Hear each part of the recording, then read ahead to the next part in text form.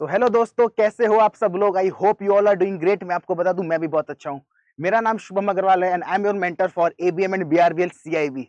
सो जैसा कि आप सबको पता है, आज अपना सेकंड सेशन है for unit wise revision series of BRBL. तो अगेन आपको बता दूं, इस सीरीज में अपन क्या करने वाले हैं। अपन एक वीडियो के अंदर क्विकली चैप्टर बाय चैप्टर बीआरबीएल का पूरा कोर्स अपन करेंगे। तो अपन ने जो सीरीज स्टार्ट करी मॉड्यूल डी से करी है। इसका मॉड्यूल डी का फर्स्ट चैप्टर है चैप्टर 25A, जो अपन पिछला वीडियो में कवर कर चुके हैं। आज अपन करेंगे chapter 25B of module D. तो हर वीडियो में सिर्फ एक चैप्टर कवर होगा और क्विकली कवर होगा। पूरा जो क्विकली हम रिवीजन करेंगे, काइंड ऑफ इसको आप कह सकते हो मैराथन कह दोगे, यूनिट वाइज रिवीजन होगा। इसको आपको यूज कैसा करना है, जब भी आप चैप्टर पढ़ो उससे पहले, चैप्टर पढ़ने से पहले आप इसको सुनिए। पूरा चैप्टर पढ़ने के बाद इसको सुनिए, आपका पूरा कॉन्सेप्ट क्लियर हो जाएगा। सो आई होप ये सीरीज आपके लिए यूजफुल रहेगी। कमेंट में बताइए अगर आपको पसंद आ रही है, तो कमेंट में बताइए, तभी हम कंटिन्यू करेंगे। मेक श्योर आप मैक्सिमम यूज करो इस सीरीज का। तो चलिए स्टार्ट करते हैं। My name is Shubham Agarwal. Make sure आपने चैनल को लाइक सब्सक्राइब कर दिया हो। चलिए स्टार्ट करते हैं।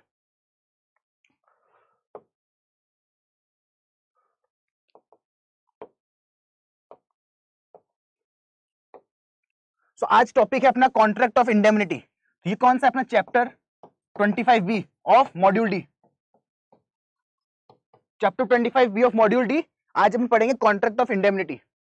अगेन जो स्टूडेंट्स नए हैं, मेक श्योर आपने यूट्यूब चैनल को सब्सक्राइब कर लिया हो।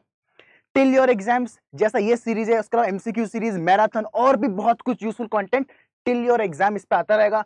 तो मेक श्योर आपने सब्सक्राइब करके रखा हो। For JAIIB as well as CAIIB दोनों एग्जाम्स के लिए बहुत कुछ इस पे आता रहेगा। सारा अपडेट्स, एग्जामिनेशन फॉर्म कैसे भरना है, other updates, subject wise update, कौन सा इलेक्टिव ले, everything related to your exam YouTube पर आएगा। तो मेक श्योर आपने सब्सक्राइब करके रखा हो और सेशन को भी लाइक कर दीजिए। जो वीडियो में देख रहे हैं, प्लीज मेक श्योर आपने सेशन को भी लाइक कर दियो। एंड साथ में आप ऑलिवर्ड ऐप डाउनलोड करके रखिए। इस ऐप पे क्या होगा, इसमें बहुत सारा फ्री कंटेंट है, पीडीएफ है, क्वेश्चनर्स है, आंसर्स है, मॉक टेस्ट है। उसके अलावा हमारे सारे कोर्सेज है, सिलेक्शन बैचेस, हॉलीडे बैचेस और भी बहुत सारे बैचेस की जानकारी है। और उस पे कोई भी बैच परचेस अगर आप कोड यूज करते हैं शुभम, तो आपको वो टाइम का जो मैक्सिमम डिस्काउंट चल रहा होगा +5% आपको मिल जाएगा। अगर उस टाइम पे 40% तक का डिस्काउंट चल रहा है, तो you will get a 45%। I hope ये क्लियर है। तो चलिए स्टार्ट करते हैं। और अब वापस बता रहा हूं, ये रिवीजन सीरीज है, बहुत क्विक होने वाला है। तो मेक श्योर आपने अपनी सीट की बेल्ट बांध ली हो, एकदम कॉन्सेंट्रेशन के साथ सुनिएगा, क्विकली जाएगा, बहुत यूजफुल रहेगा आपके लिए। चलिए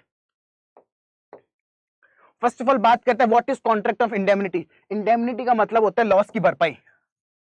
साधारण शब्दों में बोलूं तो लॉस की भरपाई करना, किसी के भी नुकसान की भरपाई करने को बोलते हैं इंडेमनिटी। इसका बेस्ट एग्जांपल है पूरे चैप्टर में, याद रखना, इंश्योरेंस कंपनी। पूरा चैप्टर आपको कैसे समझना है, इंश्योरेंस कंपनी को दिमाग में रख के चलना। इंश्योरेंस कंपनी जो है, जो आप इंश्योरेंस कॉन्ट्रैक्ट करते हो, आप कोई भी इंश्योरेंस परचेज किया, आपने व्हीकल इंश्योरेंस किया, लाइफ इंश्योरेंस किया, वो एक कॉन्ट्रैक्ट ऑफ इंडेमनिटी है between you and insurance company. तो पूरा चैप्टर में आप ध्यान में रखना, इंश्योरेंस कंपनी के पॉइंट ऑफ व्यू से पढ़िएगा चैप्टर, तब आपको कॉन्ट्रैक्ट का जो है टर्म्स है, उसके जो फीचर्स के बारे में ज्यादा अच्छे से समझ में आएगा। इन शॉर्ट का मतलब क्या होता है देसी भाषा में, नुकसान की भरपाई करने को इंडेमनिटी बोलते हैं। चलिए, a contract of indemnity is a contract by which one party promises to save the other from the loss. One party, insurance company, promises to save the other, you, from an loss.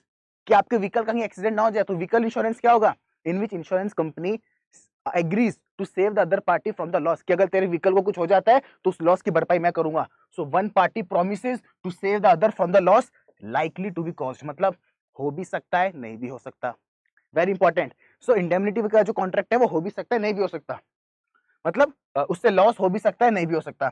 This loss can either by the conduct of the promisor himself और by the conduct of any other person. नुकसान मेरे कारण भी हो सकता है, किसी और के कारण भी हो सकता है, लेकिन इंश्योरेंस कंपनी बोलता है अगर तेरा नुकसान हुआ तो उसकी भरपाई मैं करूंगा। This is contract of indemnity. Promisor is also called the indemnifier. जो बंदा प्रॉमिस करता है, इंश्योरेंस देने वाला, उसको बोलते हैं indemnifier. The essence of any contract of indemnity is that the assured must prove a loss. आपको पैसा कब मिलेगा, जब आप लॉस बता दोगे। व्हीकल इंश्योरेंस करवा लिए तो आप ऐसा नहीं जाके मुंह पे खड़े उनसे पैसा मांग लोगे, आपका एक्चुअल लॉस होना चाहिए। So loss is the most important. अगर आपका लॉस नहीं हो रहा तो आपको इंडेमनिटी के अंदर कोई पैसा नहीं मिलेगा। इन शॉर्ट बोल दो, इंडेमनिटी का देशी मतलब क्या होता है, एक ऐसा कॉन्ट्रैक्ट जिसमें एक पर्सन दूसरे को बोलता है अगर तेरा कोई लॉस हुआ तो उसकी भरपाई मैं कर दूंगा, इसको बोलते हैं इंडेमनिटी कॉन्ट्रैक्ट। चलिए इलस्ट्रेशन, छोटा सा एग्जांपल है, a person contracts to indemnify B against consequence of any proceedings which C may take against B.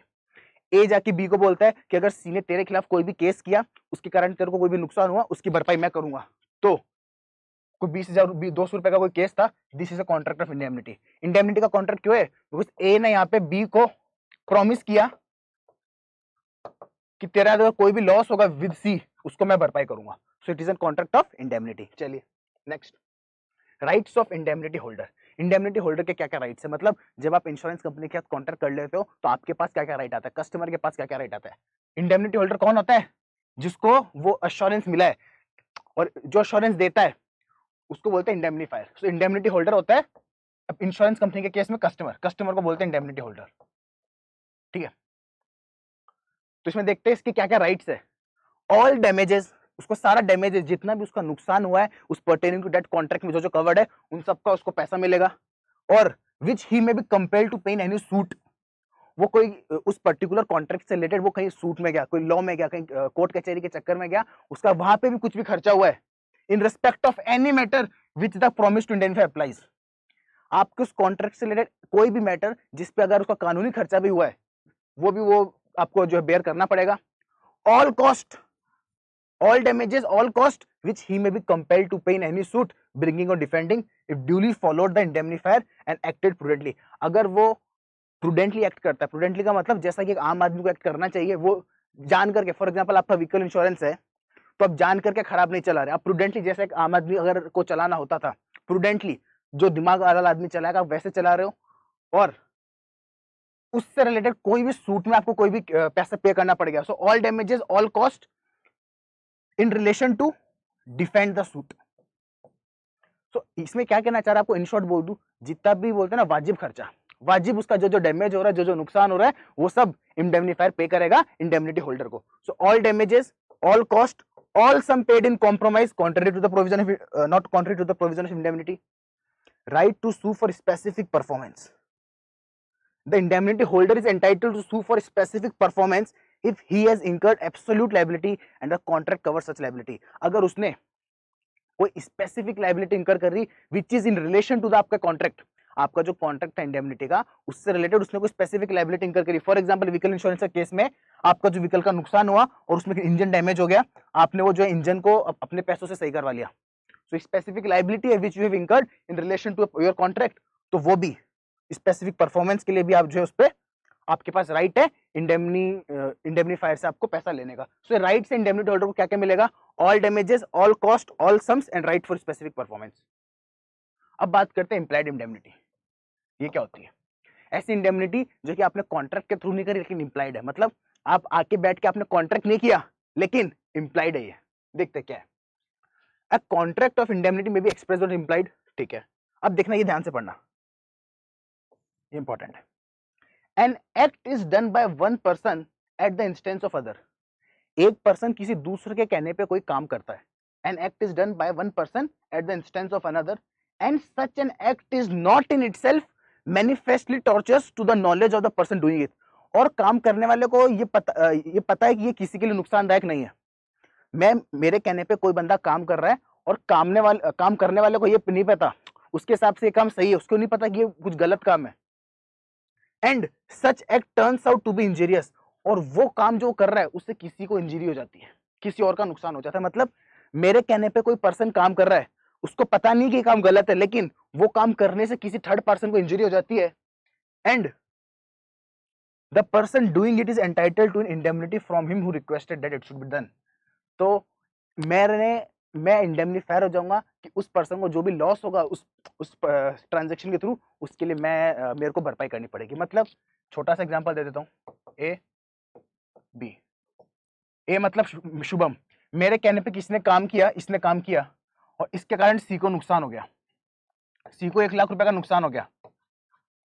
अब सी ने इसको इससे रिकवर किया, भैया तेरे कारण मेरे को 1 लाख रुपए का नुकसान हुआ, मेरे को दे, तो अब ये मेरे से रिकवर कर सकता है। इसके और मेरे बीच में इंडेमनिटी का कॉन्ट्रैक्ट बन जाएगा, डीम्ड इंडेमनिटी, इंप्लाइड इंडेमनिटी, कि इसने मेरे कहने पे कुछ काम किया था, उससे इसको नुकसान हो गया 1 लाख रुपए का, तो अब ये मेरे से रिकवर कर लेगा इंडेमनिटी, मेरे को उसको भरपाई करके देने पड़ेगी। सो आई होप गाइस इसी के साथ आज का सेशन ये वाला खत्म होता है। इसमें हमने इंडेमनिटी पढ़ा क्विकली, तो जो फर्स्ट टाइम पढ़ रहे हैं उनको आइडिया लग गया होगा। अब जब एक्चुअल में आप पढ़ोगे अपनी कोर्स में, अपनी बुक्स में, तो आपको बेटर क्लैरिटी आएगा।